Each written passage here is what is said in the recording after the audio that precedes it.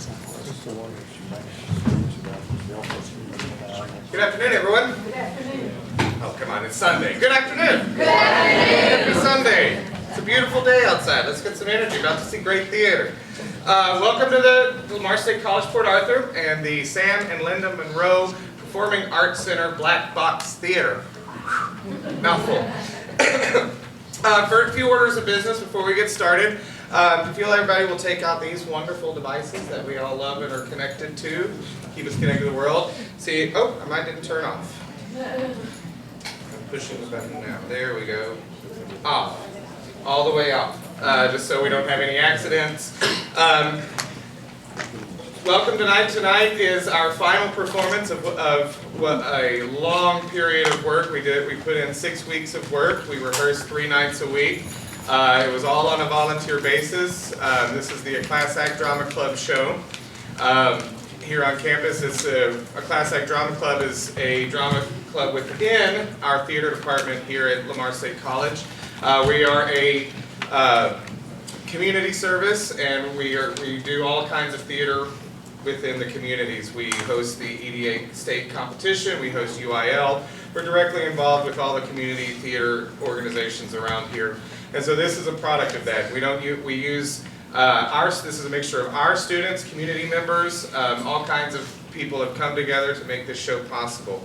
Tonight, this is, as it is William Shakespeare's public domain, so you feel free to record, take pictures. Just please, please, please, no flashes. The flashes can ruin the lighting effects and disorient the actors, so please, no flashes. Like I said, this isn't a Class Act production. No class time was used. It was all volunteer basis, 3 nights a week. Since we are an organization and a nonprofit, we do accept donations. And so you'll see outside there's a booth that has a nice vase. And please give us your money. We take change, cash, checks, bits of string, anything of value we'll accept. A few shameless plugs before we get going. Tomorrow and Tuesday, we're having auditions for our next Class Act show, which is Clyburn Park. It is rated R, so it is limited to only people 18 years of age or over. But come on out and audition. And then our next show that we'll be performing is the Glass Menagerie. That's a product of our stagecraft class here on campus. It will perform November 21st to the 23rd. That's a Friday through Sunday. At intermission, you will be handed a survey to fill out to kind of critique us here. So if you would please, after the show, fill that out and turn it back in at the box office. I found out yesterday that apparently I'm a terrible person, and in the program, I forgot to credit my fight choreographer. I'm a bad director. He's not here, but his daughter is in the cast, so please everybody give a round of applause for Jeff Court.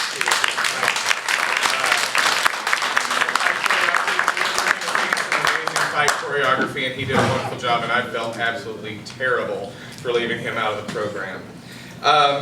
And if you're here for extra credit, I will sign programs only at the end of the show. It's against theater etiquette to talk or to leave at intermission, so I will only sign programs after the show is over. Also with theater etiquette, please refrain from talking during the performance, as it's distracting to the audience members and others. But also, if you see something that's funny, feel free to laugh. If you see something that really impresses you, feel free to applaud. But anyway, that all being said, sit back, relax, enjoy William Shakespeare's Macbeth.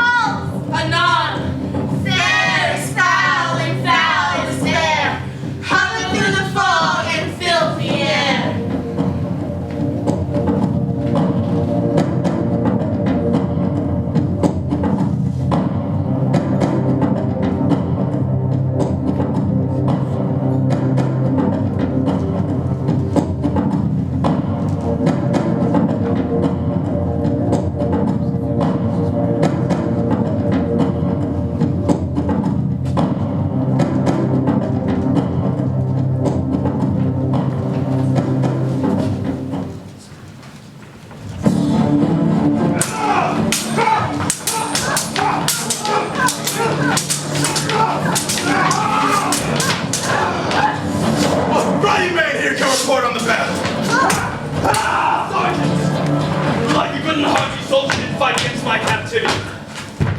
Say unto the king thy knowledge of the royalist thou didst lead.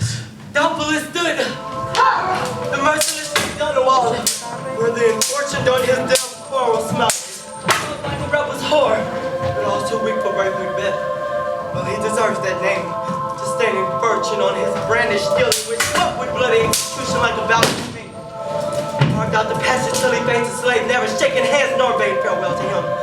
Not until he unsing him from the nave to the chaps, fixed his head upon our battlement. But I am faint, and my gashes cried to help.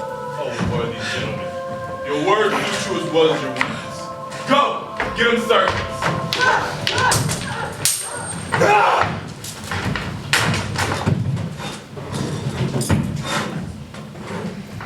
Who comes here? Why, it is the worthy Thane of Ross. What haste looks through his eyes, so should he look that seems to speak things strange. God save the king. Whence camest thou, worthy Thane? From Fife, great king, where the Norwegian banner flouts the sky and fan our people cold. Norway himself with terrible numbers, assisted by the most disloyal traitor, the Thane of Cawdor, began a dismal conflict, till that Bellona's bridegroom leapt in proof, confronted him with self-comparisons, point against point rebellious, arm against arm, curbing his lavish spirit, and to conclude, the victory fell on us. Great happiness. No more that Thane of Cawdor shall deceive our bosom interests. Go, pronounce his execution, and with his former title, greet Macbeth. I'll see it done. What he hath lost, noble Macbeth hath won.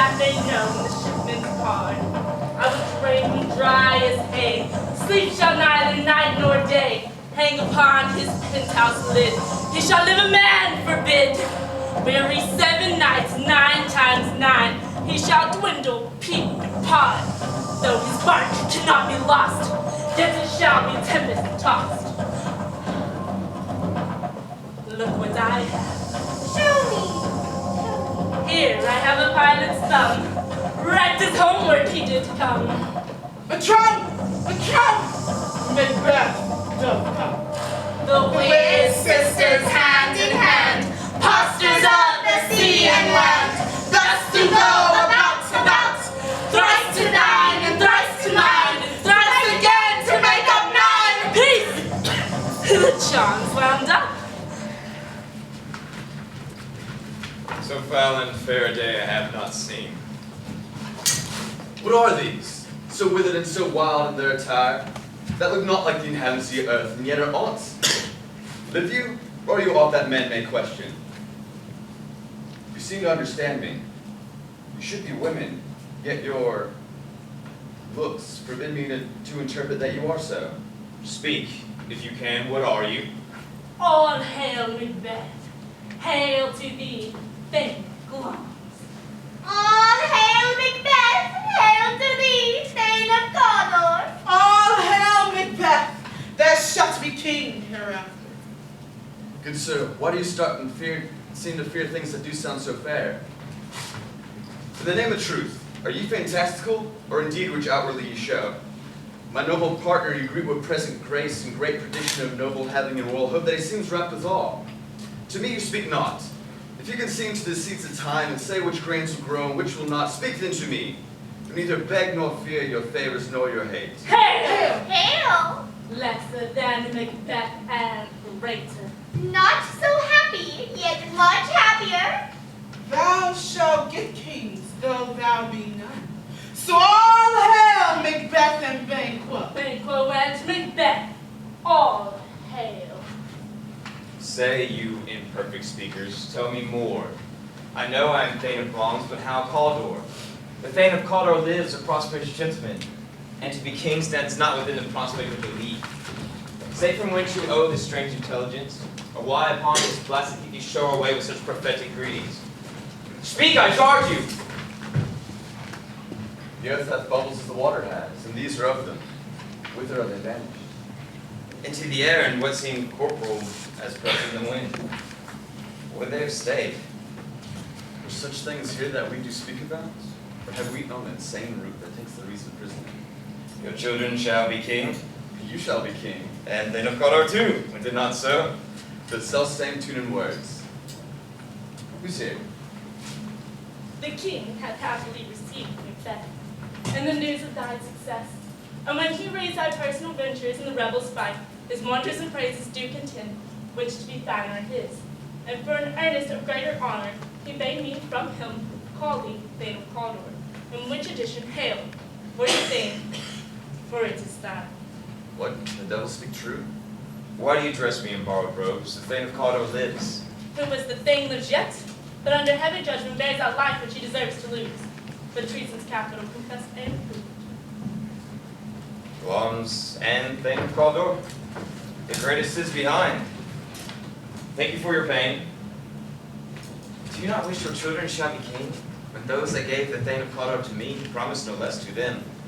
That trusted home may yet enkindle you unto the crown besides the Thane of Cawdor. But 'tis strange, and oft times the instruments of darkness tell us truths, win us for honest trifles to betray us to deepest consequence. Cousin, a word I pray you. Two truths are told as happy prologues to the swelling act of the imperial theme. I thank you, gentlemen. This supernatural soliciting cannot be ill, cannot be good. If ill, why had they given me earnest of success, commencing in the truth? I am Thane of Cawdor. If good, why do I yield to that suggestion that doth unfix my hair, and make my seated heart knock at my ribs against the use of nature? Present fears are less than mortal imaginings. Look how our apartment is wrapped. If chance will have me king, why chance may crown me without my stir.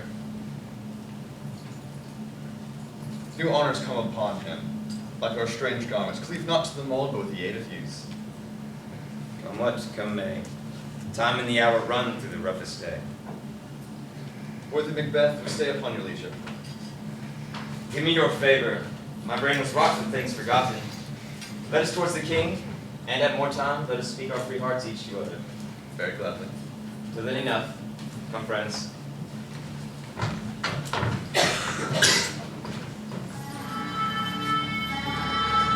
Victory is His execution done on Cawdor. My liege, they have not yet come back, but I have spoke with one who did report that, quite frankly, he did confess his treasons, implored your highness pardon, and set forth a deep repentance. Nothing in his life became him like the leaving of it. To throw away such precious gifts as 'twere a careless trifle. There's no art to find the mind's construction in the face. He was a gentleman on whom I placed an absolute trust. Oh, worthy his cousin, the sins of my ingratitude, even now, were heavy upon me. Thou art so far before that swiftest wind of recompense is slow to overtake thee. Would you have less deserved your proportion of both thanks and gratitude, it might have been mine.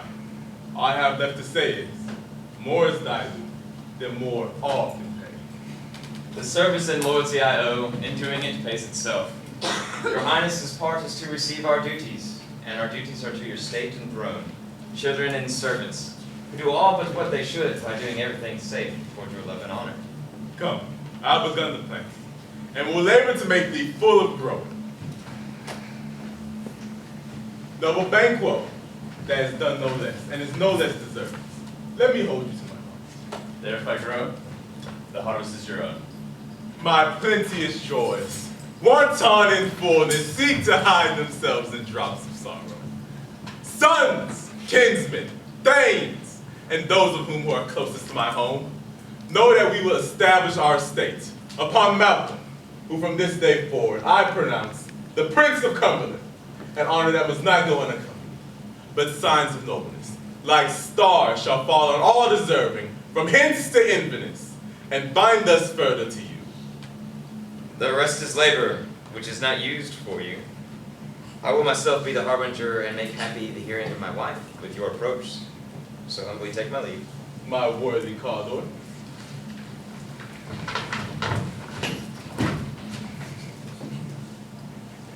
The Prince of Cumberland? That is a step on which I must fall down or else or leap, for in my way it lies. Stars, hide your fires. Let not light see my black and deep desires. Worthy Banquo, he is so full of valiance. In his commendations I am fed. Come, let us after him, the man who has gone before us. It is a peerless kinsman.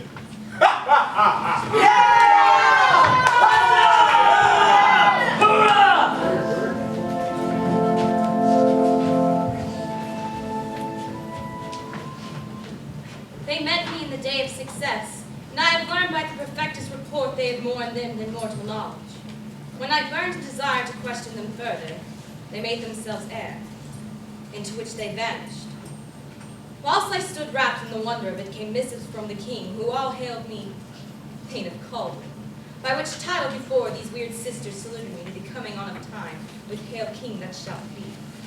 This I have thought good to deliver thee, my dearest partner of greatness, that thou mightest not lose the dues of rejoicing by being ignorant of what greatness is promised thee. Lay it to thy heart, and farewell. Long as thou art, and called, and shalt be what thou art promised. Yet, I do fear thy nature is too full of the milk of human kindness to catch the nearest way. Thou wouldst be great, art not without ambition, but without the illness should attend it.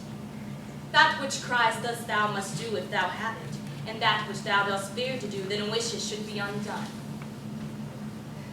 Hie thee hither, that I may pour my spirits in thy ear, and chastise with the valor of my tongue all that impedes thee from the golden round, which fate and metaphysical aid doth seem to have thee crowned withal. What is your tidings? The king comes here tonight. Thou art mad to say it. Is not thy master with him, who wert so have informed for preparation? It is true, our Thane is coming. One of my fellows had the speed of him, and almost dead for breath had scarcely more than would make up this message.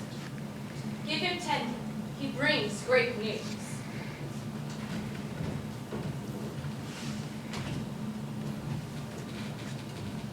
The raven himself is hoarse, that croaks the fatal entrance of Duncan under my battlements.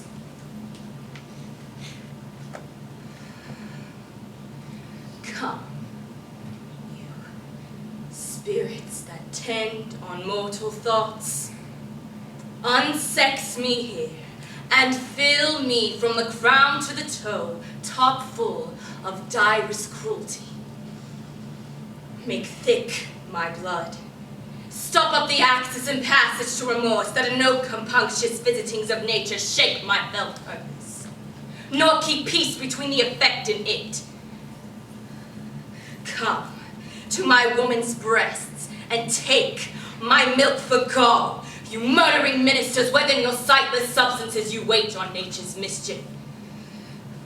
Come, thick night, and pall thee in the dunnest smoke of hell, that my keen knife see not the wounded makes, nor have it peep through the blanket of the dark to cry, hold!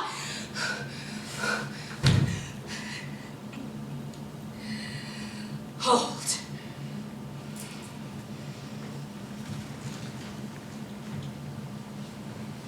Great glass, worthy Caldwell, greater than both by the old hail hereafter.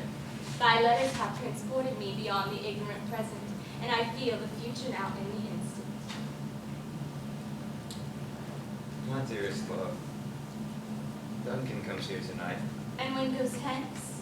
tomorrow as he purposes.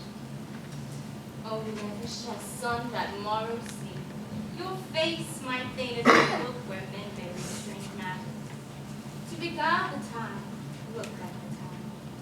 Bear welcome in your eye, your hand, your tongue. Look like the innocent flower, but be the serpent under it.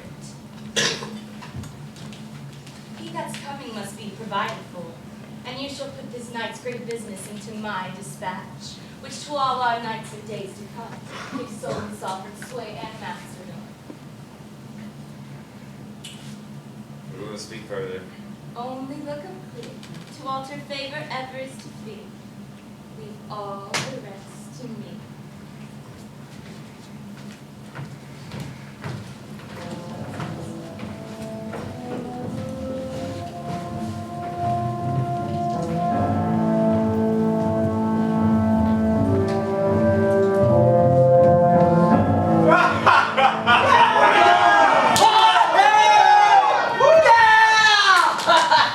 This castle hath a pleasant seat. The air swiftly and nimbly recommends itself unto our senses. See our honored hostess. All our service twice done, and then done double. Where's the Thane of Cawthorne? We coursed him at the hills, and had purpose to be his purveyor. But he rides well, and his great love, sharp as a spur, has carried him to his castle before us. Your servants ever have theirs, themselves, and what is theirs in compt, to make their audit at your highness's pleasure, still to return your own. Give me your hand. Direct me to my host. We love him high, and wish to continue our graces towards him. We shall drink tonight! Yeah!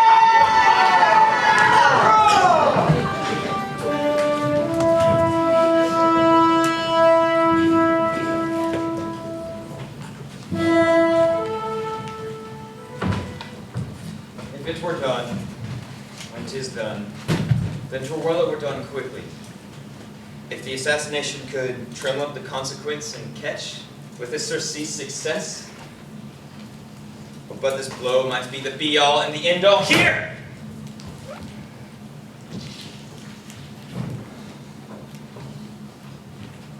But here, on this bank and shoal of time, we jump the life to come.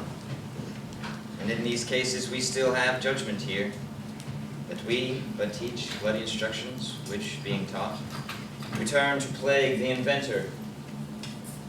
This even-handed justice commands the ingredients of a poison chalice to our own lips. He is here in double trust, for it is I, his kinsman, and his subject, both strong against the deed. Then, as his host, we should against his murder shut the door. Not bear the knife myself. Besides, this Duncan had borne his facility so meek, had been so clear in his great office, that his virtues will plead like angels, trumpeted tongue against the deep damnation of his taking on. And pity shall blow the horrid deed, and every eye that tears shall drown the wind. I have no spur to prick the side of my intent, only vaulting ambition, which o'erleaps itself and falls on the other.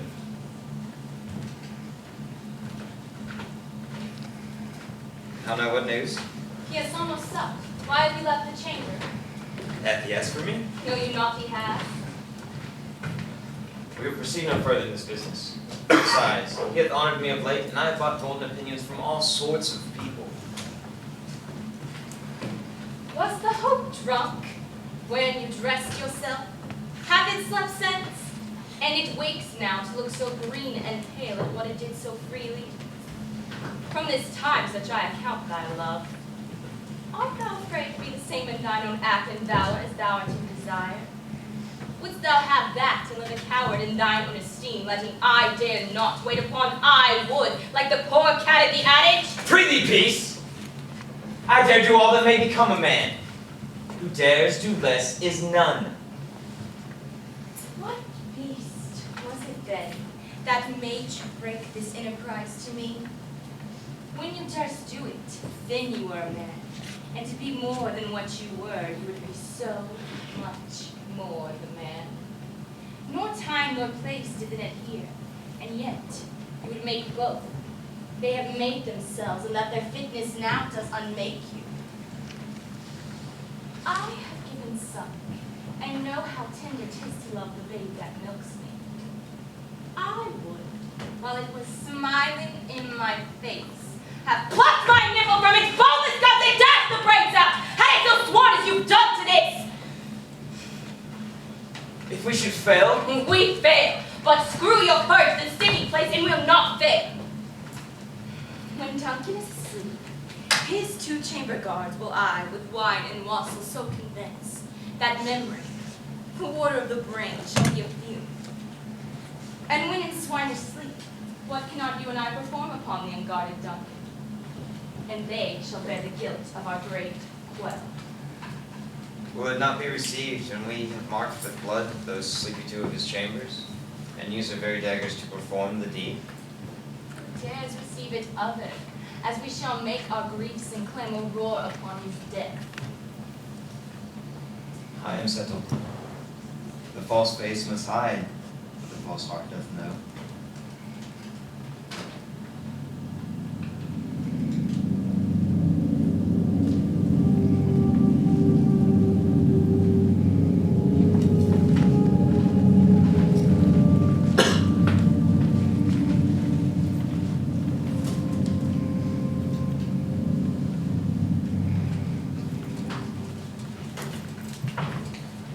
Look, this is the night boy.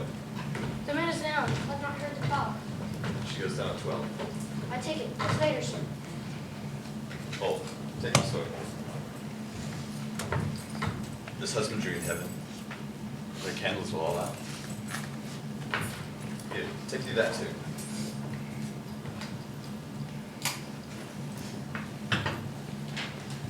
A heavy summon lies like lead upon me, and yet I would not sleep. Merciless powers, restrain in me these cursed thoughts that nature gives way to in repose. Give my sword. Who's here? A friend. What's there? Not yet up in bed. The king's asleep. He hath been an unusual pleasure. These diamonds he greets your wife withal, in the name of most kind hostess, shut up in immeasureless content. Being unprepared, our will became the servant to defect. All's well. Last night I dreamt of the 3 weird sisters. To you they showed some truth. I think not of it. Yet when we can entreat ourselves some time upon these words, we shall use it for that business if you will grant the time. At your kindest leisure. Repose a while. Thanks, sir. Lies to you.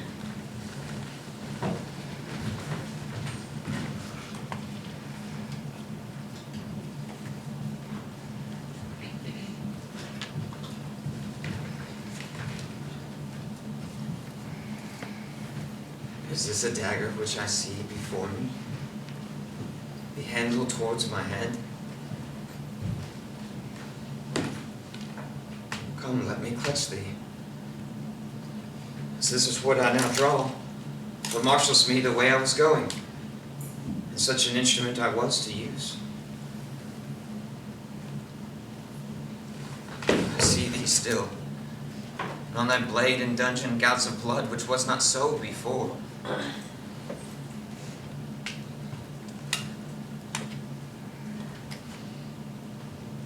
There's no such thing. It is this bloody business which informs thus to mine eyes. Now witchcraft celebrates Pell Hecate's offering and withered murder.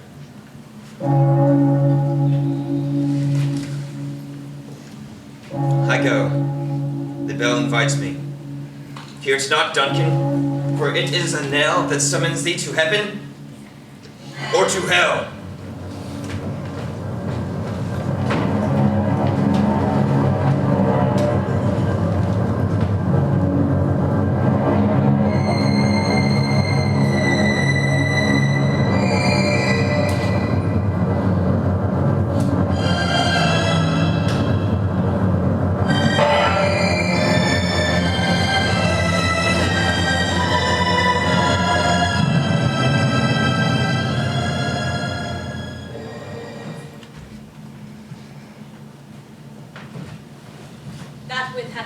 and drunk hath made me bold. That which hath quenched them hath given me fire. Hark, peace. The doors are open, and the surfeited grooms do mock their charge with snores. I have drugged their possets that death and nature do contend about them. Whether they live or die. I have done the deed. Hark to sound of her noise. Who lies in the second chamber? Malcolm, This is a sorry sight. a foolish thought to say a sorry sight. There's one did laugh in his sleep, and the other cried murder. But they did wake each other. I stood and heard them, and they did say their prayers and go back to sleep. There are two lodged together. One cried, God bless us, and the other, Amen, as they had seen these hangmen's hands. Listening their fears, I could not pronounce Amen when they did say, God bless us. Consider it not so deeply. But wherefore could I not pronounce Amen? I had most need of blessing. They were stuck in my throat. These deeds must not be thought after these ways, so it will make us mad. I heard a voice cry, sleep no more. Macbeth doth murder sleep. What do you mean? Still the cry, sleep no more. Worms hath murdered sleep, and therefore Calder shall sleep no more. Macbeth shall sleep no more. Who was it that thus cried? Why would he fain you do unbend your noble strength to think so great sickly of things? Go get some water and wash this filthy witness from your hand. Why did you bring the dagger from the place? It must lie there. Go carry it and smear the sleepy grooms with blood. I'll go no more. I'm afraid to think of what I have done. Look on it again, I dare not. In further purpose, give me the dagger. The sleeping and the dead are but as pictures. 'Tis the eye of childhood that fears a painted devil. If he do bleed, I'll gild the faces of the grooms withal, for it must seem their guilt.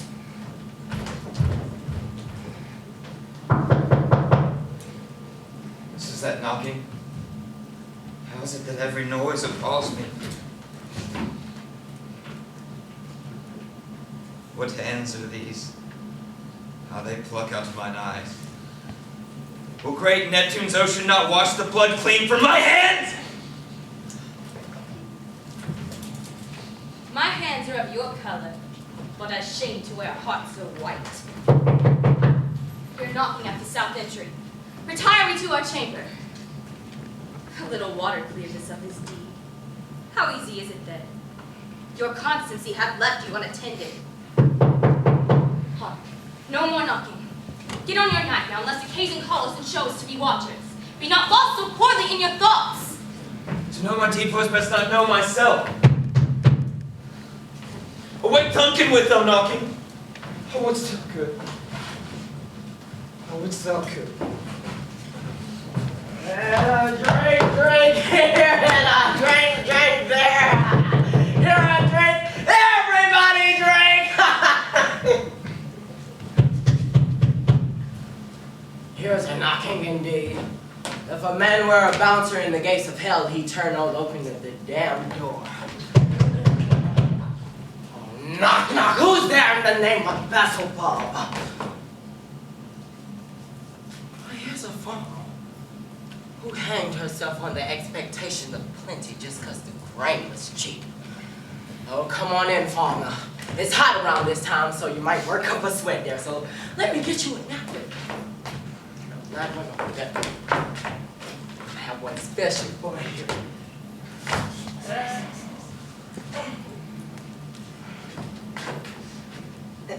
It's very absorbent here. You just take that and we'll go round back and have us a party. Oh, knock, knock! Who's there? And the other devil's nerd. Oh, well, here's a con man who can lie under oath and committed enough of treason for God's sake, but could not lie his way into heaven. Oh, come on in, con man. I think we have a liar's VIP section round back. No, you just go. Well, knock, knock. Who else could it be? Oh, we should look at here. It's an English tailor. It's a real party now. Everybody, a tailor is here. Here's an English tailor who skimmed the fabric of other people's clothing. But since tight pants are now in style, she cannot get away with it any longer. Oh, come on in, Taylor. Here you may roast your goose. Oh, are you never quiet? Oh, by the way, this place is too cold for Hill. And I'll pretend to work here as a bouncer no longer. I had thought to let some of all professions in. Lawyers, merchants, porters, some of all of them to the premise way, to the everlasting bonfire! Oh, no. I pray you remember to tip your bouncer. Was it so late, friend, ere you went to bed that you do lie so late? It's, we were carousing to the second crowing. Drink is a provoker of three things. What three things does drink especially provoke? Well, drinking turns your nose red to begin with. It also makes you sleepy. It makes you need to pee. Hold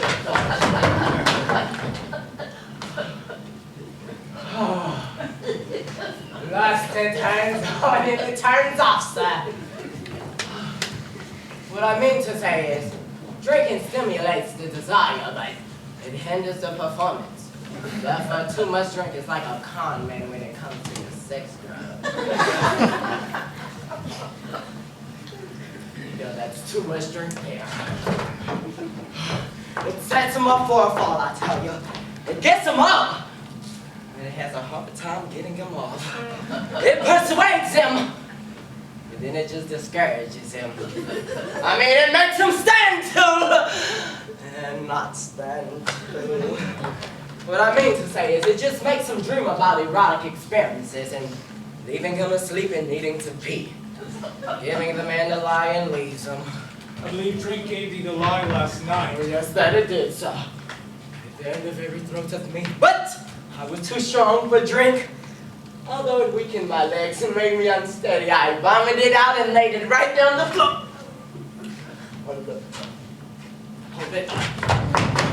Is thy master stirring? My master has awakened him. Here he comes. Good morrow, noble sir. Good morrow, both. Is the king stirring, worthy thing? He is. He did what, sir? He did command me to call timely upon him, and I've almost slipped the hour. I'll bring you to him. I know this is a joyful trouble for you, but yet 'tis one. The labor we delights in physical pains. There's the door. I'll make so bold to call, for 'tis my limited service. Goes the king hence today. He does, I have said. The night has been unruly. As we lay, our chimneys were blown down, and as they say, lamentings heard in the air, strange screams of death, and prophesizing with accents terrible of dire combustions and confused events new hacks to the local town. The obscure bird clamored the loud long night. Some say the earth was feverish and did shake. 'Twas a rough night. Our young fellow cannot parallel a remembrance to it. Oh, horror! Horror! Tongue nor heart cannot conceive nor name thee. What's the matter? Confusion now hath made his masterpiece. Most sacrilegious murder hath broke up the Lord's anointed temple and stolen thence the life of the building. What does he say, the life? Be you his majesty. Approach the chamber and destroy your sight with the new grog and do not bid me speak. See and speak yourselves. Awake! Awake! Ring the alarm of bell, murder, treason! Banquo! Malcolm shall call this downy sleep and look upon death himself! Malcolm Banquo, as from your grave rise up and walk like sprites to countenance his horror! What's the business that such a hideous trumpet calls to appalling the sleepers of the house? Speak! Speak! Oh, gentle lady, I cannot. The repetition in a woman's ear would murder as it fell. Banquo, our royal master's murdered. Oh, lass, what? In our house? Too cruel anywhere. Dear Jeff, I pray thee, contradict thyself and say it's not so. That I had but died an hour before this chance. Had lived a blessed time. From this instant there's nothing serious in mortality. All those but toys. Renown and grace is dead. The wine of life is drawn, and the mere lease is left this vault to brag of. What is amiss? You are and do not know it. The spring, the head, the fountain of your blood is stopped. The very source of it is stopped. Your royal father's murdered. By whom? Those of his chamber, as it seems, have done it. Their hands and faces were all bashed with blood, as were their daggers, which we found them wiped upon their pillows. They stared and were distracted. No man's life was to be trusted with them. But yet I do repent me that I did kill them. Wherefore did you so? Who can be amazed, wise, temperate, furious, low and neutral in an instant? No man. The violent expedition of my love outran the pause of reason. Here lay Duncan, his silver skin laced in his golden blood. And his gash stabbed looked like a breach in nature for ruin's wasteful entrance. There the murderers seeped in the colors of the trade, their daggers unmannerly breached with gore. Who could refrain that had a heart to love, and in that heart courage to make its love known? Help me, Hetzo! Look to the lady. Why do we hold our tongues so that most may claim this argument for ours? In the great hand of God I stand and thence against that undivulged pretense. I stand and fight against treasonous malice. As do I. So all. Let's briefly put on manly readiness and meet in the hall together.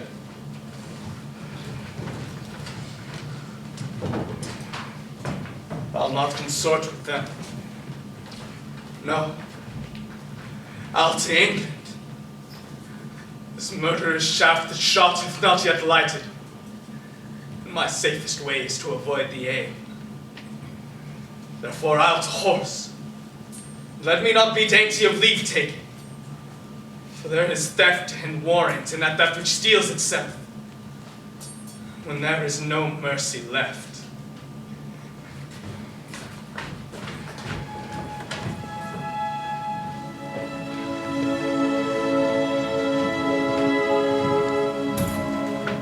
How goes the world, sir, now? Why? See you not? Is it known who did this more than bloody deed? You mean those whom Macbeth hath slain? Alas the day. What good could they pretend? He was suborned. Malcolm, the king's son, is stolen away and fled, which puts upon him suspicion of the deed. Thriftless ambition, that will raven up thine own life's means. Then 'tis most like the sovereignty will fall upon Macbeth. He is already named and gone to Scone to be invested. Where is Duncan's body? Carried to Combe-Kill, the sacred storehouse of his predecessor and guardian of their bones. Will you to Scone? No cousin on to Fife. Well, then I will to it. May you see things well done there. Adieu. Lest our old robes sit easier than our new. Farewell.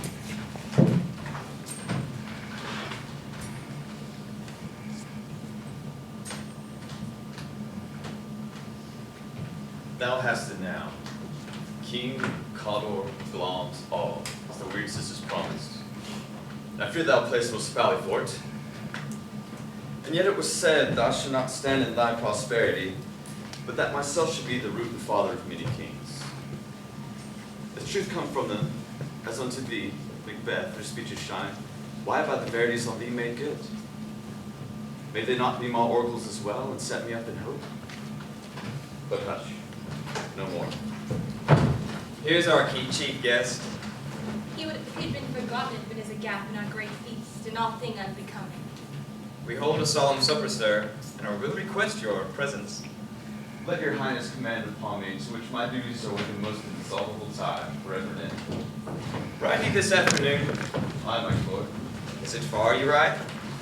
As far, my lord, as we fill the time twixt this and supper. Fail not our feast. My lord, I will not. I hear our bloody cousins are bestowed in England and in Ireland, not confessing their cruel patricide, filling their hearers with strange invention. Better this tomorrow. Hide you to horse adieu, till you return at night. Goes Fleance with you? Aye, my good lord. I wish your horses short and swift of foot, and so I do commend you to their backs. Farewell.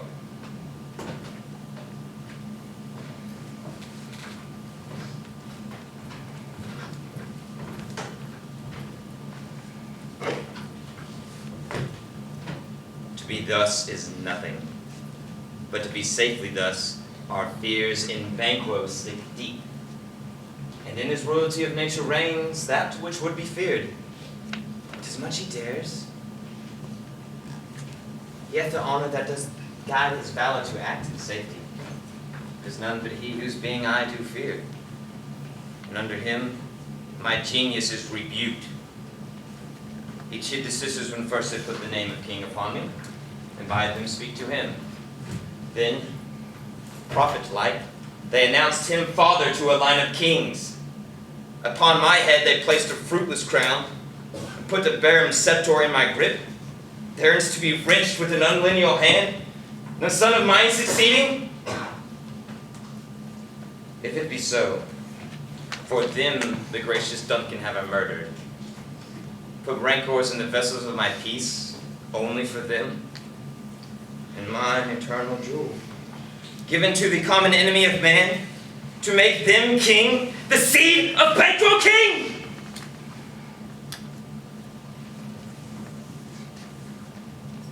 Rather than so, come fate into the list, and champion me to the utterance.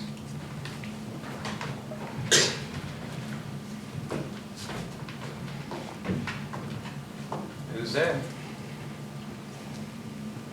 Was it not yesterday that we spoke? It was. So please, your highness. Well then, have you considered of my speeches? Know that it was he in the times past that held you so far under fortune. Thus did Banquo. You've made it known to us. I did, and went further, which is now the point of our second meeting. Do you find that you can let this go, when he whose heavy hand hath bowed you to the grave and beggared you forever? We are men, my liege. I in the category, now in the lowest rank of manhood. Say, whose execution takes your enemy off, which in his death were perfect? I am one, my liege. And I another. Both of you know Banquo was your enemy? True, my lord. So is he mine. And at such bloody distance that every minute of his being thrust against my nearest of life. We shall, my lord, perform what you command of us. Your spirit shine through you, and within this hour most. The moment on it, for it must be done tonight. Leonce, his son, that keeps his company, must embrace the fate of that dark hour. Resolve yourselves apart. I'll call upon you anon. We are resolved, my lord. I'll call upon you straight. Abide within.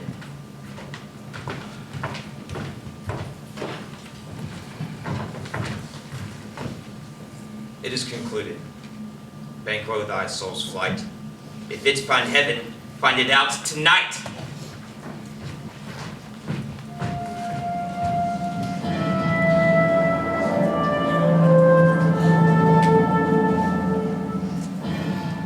Not had all spent where our desires got without content.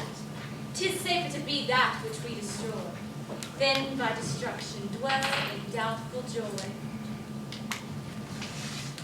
Come now, my lord, why do you keep alone? Using those thoughts which should have indeed died? What's done is done. We have scotched the snake, not killed it. Ere we eat our meals in fear, and sleep in these afflictions of terrible dreams that shake us nightly,